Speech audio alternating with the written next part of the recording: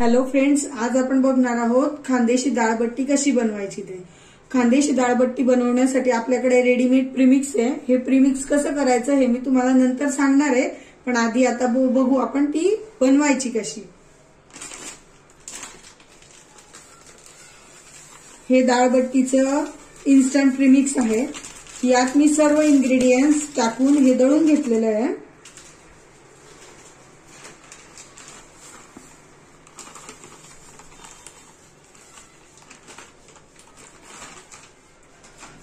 बघा, हे टाकलेलं आहे। यामध्ये मीठ, हळद वगैरे सर्व टाकून झालेलं आहे। आपल्याला त्यात काहीच टाकायची गरज नाहीये। आता हे पीठ आपण मळून घेऊया।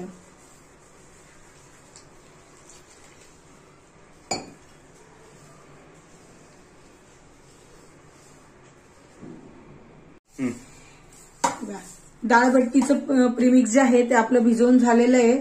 हे असं थोडंसं नरमसर भिजवायचं आहे, म्हणजे ती जी बट्टी असते तिला थोडंसं वाफेवरती आपल्याला एकदा स्टीम करून घ्यायची आहे। तर त्याच्यासाठी तिला थोडीशी सैल भिजवायची आहे। आता आपण गॅस ऑन करून घेऊ। त्यावरती मी कढई ठेवते। कढईमध्ये हे बघा एवढं पाणी घेतलेलं आहे। आता त्यावरती आपण एक चाळणी ठेवणार आहोत। जी मल्टी कढईची असते ना, ती चाळणी आपण ठेवू। त्याला आधी तेलाने आपण ग्रीसिंग करून घेणार आहोत।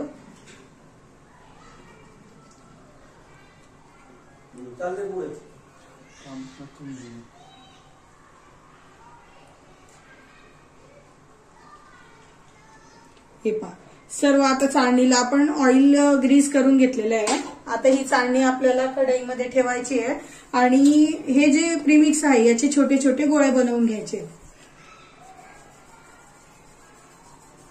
हे बघा, हे तुम्ही गोलही करू शकता किंवा लांबही करू शकता। मी असे लांबसर याचे गोळे करून घेते आणि हे आता एकदा आपण स्टीमिंग साठी 10 मिनिटं याला ठेवूया।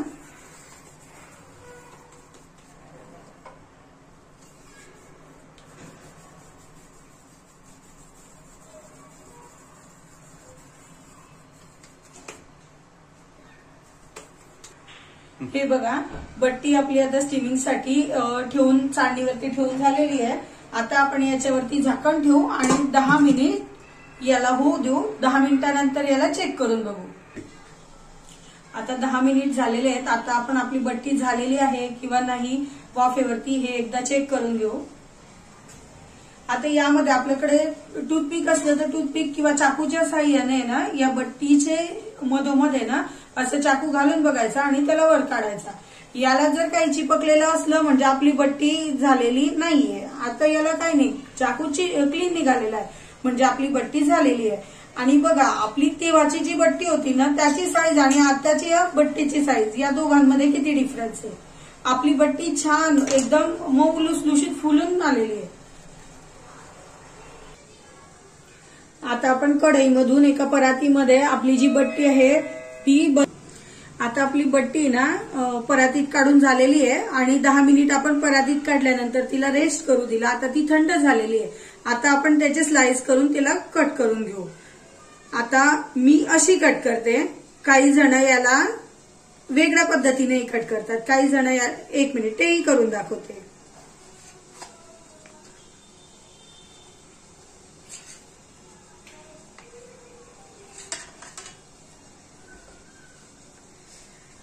काही जण आता पंक्तीमध्ये ना एवढे छोटे स्लाइस नाही करू शकत, कारण त्यांना एवढ्या लोकांचं करायचंय, वेळ नसतो। त्यामुळे ती अशा स्क्वेअरच्या आकारामध्ये अशी बट्टी तिथं रेडी केली जाते।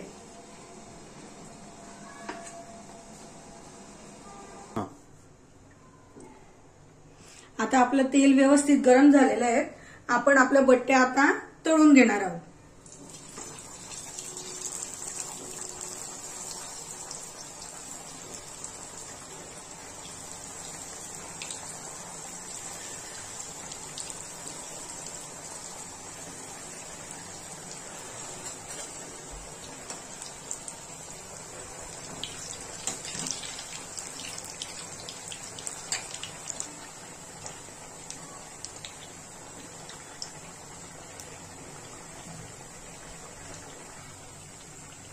आता बट्टी एकदा उलटवून घ्यायची आहे याला गोल्डन ब्राऊन कलर येईल तोपर्यंत तळून घ्यायची आहे.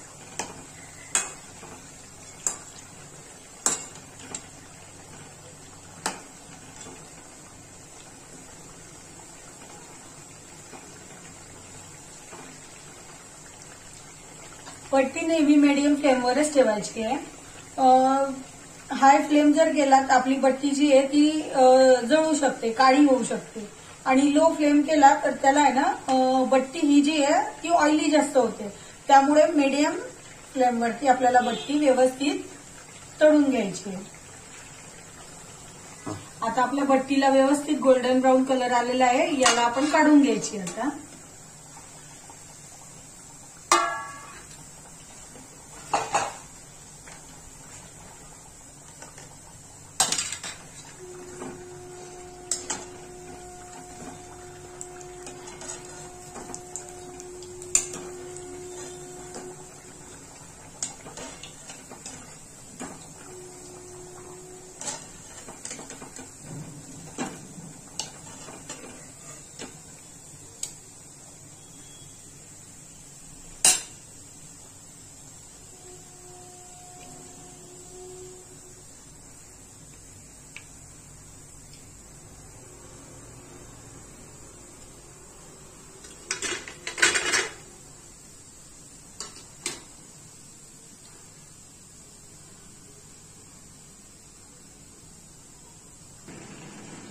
आपली बट्टी आता छान खमंग वास येतोय बट्टीचा. आता हिला तोडून बघू आपण एकदा. हे बघा किती छान आपली बट्टी ही तळून झालेली आहे. आता ही बट्टी आपण वरणासोबतही खाऊ शकतो किंवा काही राजस्थानी लोक असतात ते राजस्थानी पद्धतीचं याला फोडणीचं वरण पण करून त्याच्यासोबत खाऊ शकता. काही जणांना ही स्पेशल वांग्याच्या भाजी सोबत किंवा काही जणांना ही गंगाफळाची भाजी किंवा आपण